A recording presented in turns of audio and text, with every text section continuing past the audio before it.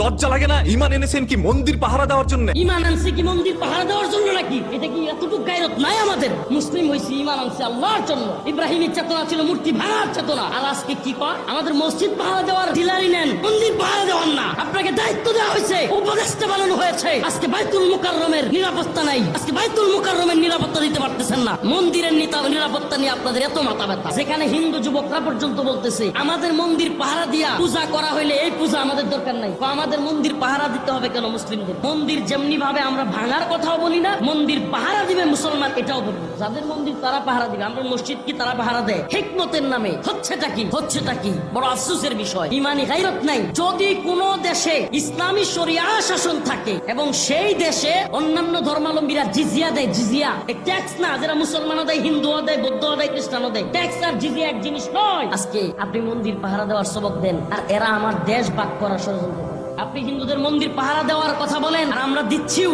অথচ এরা দেশ নিয়ে ষড়যন্ত্র করে কি করে নাই? আওয়ামী লীগের হাসিনা